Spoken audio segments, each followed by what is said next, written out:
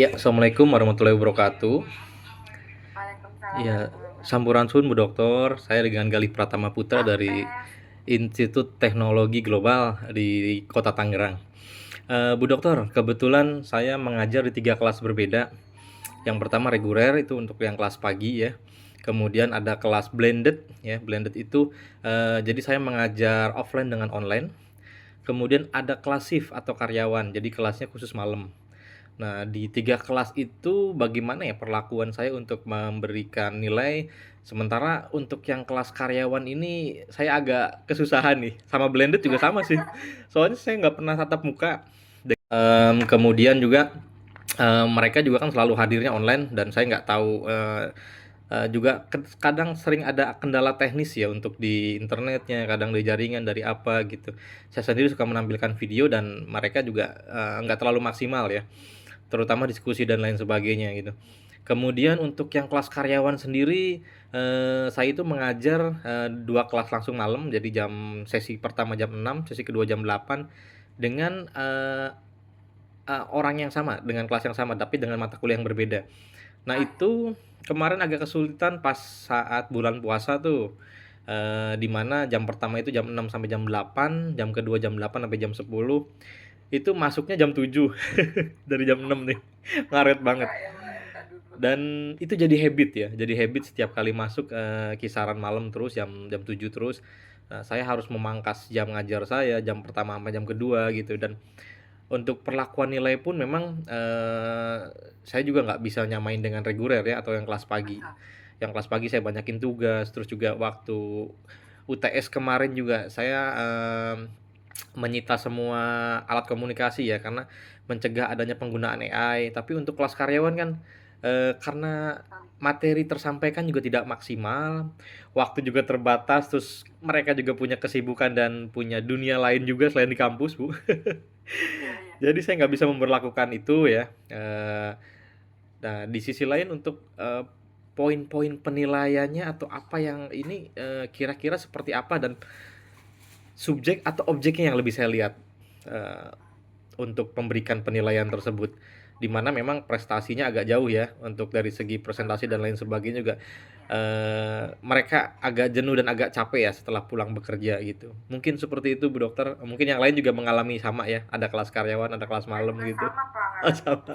Masya Allah. Ya, Itu baik tuh. Bapak. Iya, makasih ya Terima turun Bu kasih. Dokter. Sami-sami Pak. Mungkin ini ya Pak, saya mengalami pada di kami itu kelas RPL yang saya cerita nggak ya kemarin di kelas ini. Yang kuliahnya tuh emak abah Pak, yang usianya Hmm. di atas 45 tahun, tapi mereka masih honor di SD gitu ya.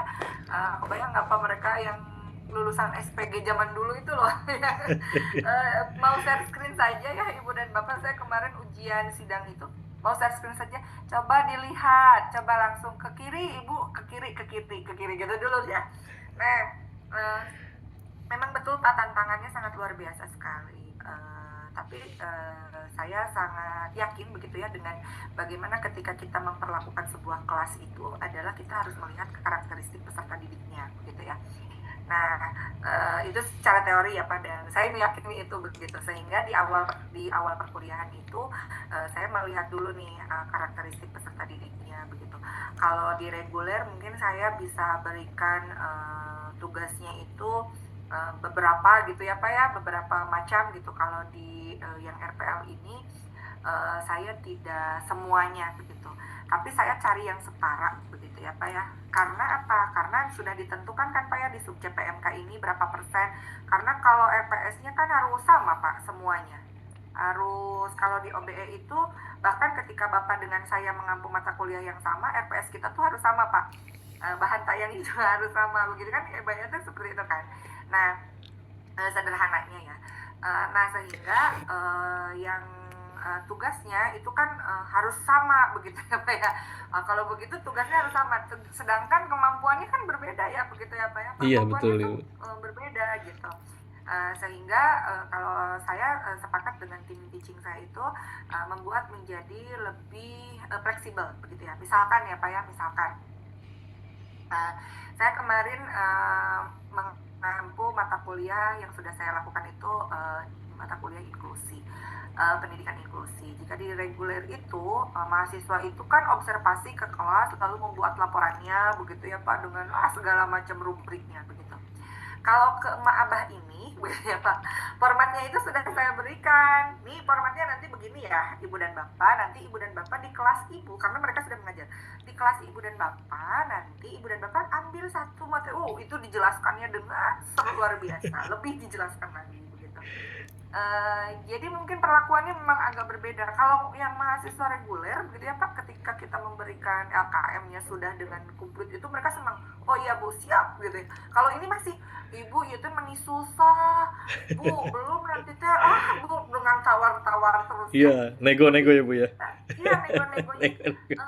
Tapi kan kita juga dituntut untuk indikator sub CPMK-nya tercapai ya Pak ya. Harus Betul. tugasnya ya harus itu, harus observasi mengambil satu siswa mereka, lalu dianalisis sampai dengan gaya belajarnya seperti apa, lalu perlakuannya bagaimana begitu ya Pak Gali.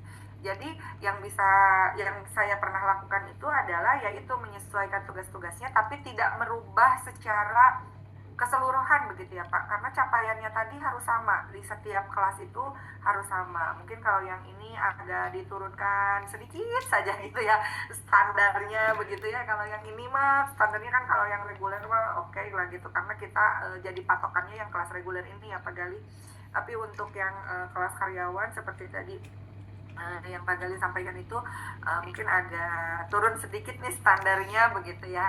Itu tapi yang pasti Pak, itu rubriknya harus disesuaikan.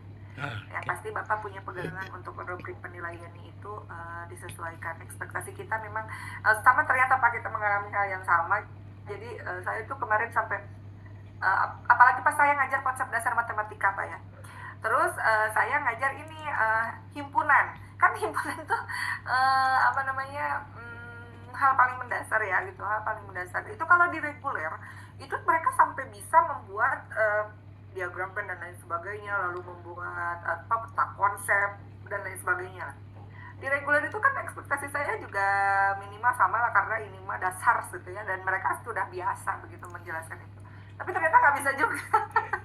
Jadi mereka nggak bisa, jadi hanya sampai pada mereka membuat bukan resume, tapi lebih ke membuat ringkasan gitu tugasnya itu, tidak sampai ke membuat peta konsep, karena susah peta konsep mah, gambar di komputernya juga susah, ini juga dapat temen, ini juga dapat operator, luar biasa gitu. Tapi ya sudahlah, yang penting ada gitu, yang penting ibu bapak baca dulu lah gitu.